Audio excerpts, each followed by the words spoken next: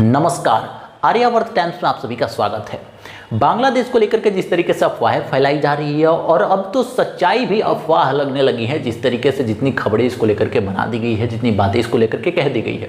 लेकिन आज की तारीख में बड़े बड़े नेताओं के बयान आने लगे हैं इसको लेकर के। कई सारे नेता तो यहाँ तक कहने लगे हैं कि भारत में भी कुछ ऐसी ही परिस्थिति बनने वाली है कि प्रधानमंत्री को देश छोड़ करके जाना पड़ेगा, क्योंकि तानाशाही कहीं भी लोग बर्दाश्त नहीं कर सकते हैं। और बिल्कुल वही सीन इंडिया में भी है कि छात्रों के साथ अन्याय किया जा रहा है। तमाम तरह की बातें तमाम नेताओं के द्वारा की जा रही है। कुछ मीडिया का यह भी कहना है, कुछ पत्रकारों का यह भी कहना है, कुछ न्यूज चैनलों का यह भी कहना है कि वहां पर हिंदू मंदिरों पर हमला किया जा रहा है, अल्पसंख्यकों की संपत्ति को नष्ट किया जा रहा है और उनको परेशान भी किया जा रहा है। इसको लेकर के हमारे विदेश मंत्री श्री एस जयशंकर का बयान भी सामने आया हुआ। आइए इन सभी मुद्दों पर चर्चा करेंगे कि आखिर कांग्रेस नेता ऐसा क्यों कह रहे हैं कि भारत में भी ऐसी परिस्थिति बनने वाली है। क्या कुछ इसको लेकर के प्लानिंग किया जा रहा है? दूसरी बात कि हिंदू मंदिरों पर जो हमले की बात सामने आ रही है उसमें कितनी रियलिटी है और इसके साथ ही साथ जो अन्य अफवाहें फैलाई जा रही है उन बातों में कितनी सच्चाई है।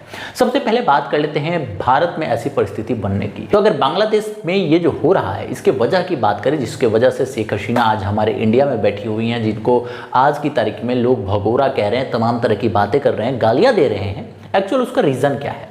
दो मुख्य रीजन हैं। एक तो छात्रों का उग्र प्रदर्शन वहां पर हुआ, जिस तरीके से नए रिजर्वेशन कोटे को लागू करने को लेकर के जो ये शेख हसीना द्वारा कदम उठाया गया था उसको लेकर के छात्र नाराज थे और उनके प्रदर्शन को गलत तरीके से रोका जा रहा था, शक्ति के साथ रोका जा रहा था, जो कि अन्य सभी देशों में भी देखने को मिलता है। जिस तरीके से भारत में भी आए दिन छात्र प्रदर्शन करते हैं तो लाठियों का सहारा लिया जाता है, आंसू गैस और पानी का सहारा लिया जाता है, उन्हें जेल में भी बंद किया जाता है। बिल्कुल ऐसा ही कुछ वहां पर भी हुआ, थोड़ा और उग्र तरीके से पुलिस ने वहां पर छात्रों के साथ व्यवहार किया।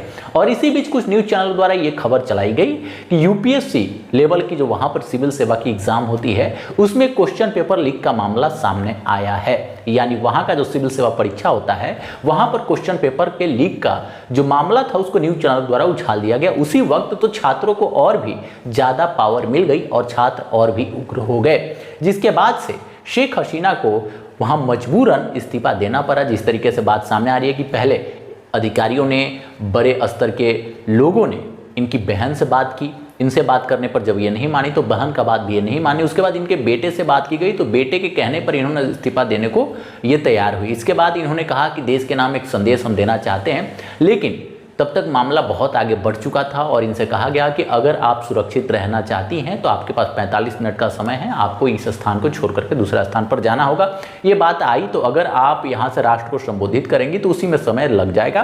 तो इस वजह से वो नहीं राष्ट्र को संबोधित कर पाई और अपनी जान बचा करके अभी वो इंडिया में है, सही सलामत है। इसको लेकर के तमाम तरह की बयानबाजी हो रही है।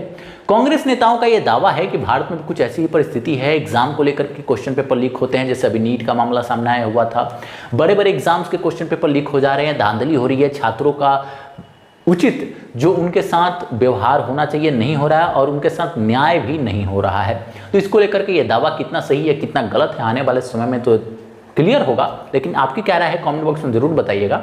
लेकिन अभी तानाशाही की जहां तक बात है तो इसको लेकर के प्रधानमंत्री से कांग्रेस के साथ साथ अन्य कई यूट्यूबर भी, कई न्यूज एंकर भी सवाल उठाते रहे हैं। लेकिन जनता ने जिस तरीके से अभी भी भारतीय जनता पार्टी और एनडीए के सरकार को चुना, ये कहना बिल्कुल गलत होगा कि भारत में भी वही तानाशाही की सरकार है, जिसका रिजल्ट जो आया आप सभी देख रहे हैं कि लगातार तीसरी बार एनडीए की सरकार भारत में बनी हुई है।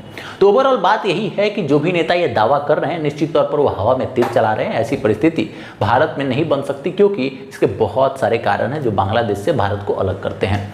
दूसरी बात कि एस जयशंकर जो हमारे विदेश मंत्री हैं, उन्होंने साफ शब्दों में ये कहा कि लगातार हम सभी बांग्लादेश यानी ढाका जो है वहाँ से हम संपर्क में है और वहाँ पर किसी भी भारतीय समुदाय के साथ, किसी भी भारतीय के साथ, भारतीय संपत्ति के साथ या फिर अल्पसंख्यकों के संपत्ति के साथ कोई भी खिलवाड़ नहीं किया जा रहा है। और जो भी लोग इसको प्रोटेक्ट करते हुए नजर आ रहे हैं हम उनकी सराहना करते हैं। और इन्होंने कहा है कि हम लगातार बातचीत कर रहे हैं और ऐसा कुछ नहीं होना चाहिए। भारत इस चीज़ को लेकर के बिल्कुल अपने प्रयासों में लगा हुआ है, लगातार हम अपने काम में लगे हुए हैं। उनका कहना है कि लगभग 19,000 भारतीय आज बांग्लादेश में हैं, जो कि 9,000 उसमें से छात्र हैं और बहुत सारे छात्र छुट्टियों में अपने घर भी आए हुए हैं।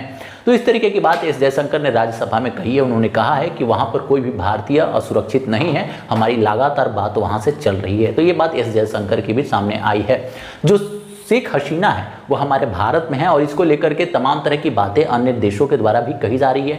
अगर बांग्लादेश में कारण को अगर हम जाने कि किस वजह से ये प्रदर्शन उग्र हुआ, किस वजह से ये सारे मामले सामने आए, तो एक तो ये समझ आता है कि छात्र वहां पर उग्र हो गए, छात्रों का पावर आज दिख गया। जिस तरीके से छात्रों को इग्नोर किया जाते रहा है, ये समझ आ गया है कि छात्र अगर चाहे तो ना सिर्फ तख्ता पलट कर सकते हैं बल्कि अपने हक के लिए वो कुछ भी कर सकते हैं। एकता में बल होता है, वो चीज वहां पर दिखा है, लेकिन वो गलत तरीका है या सही तरीका है, इस पर तो हम आगे चर्चा करते रहेंगे।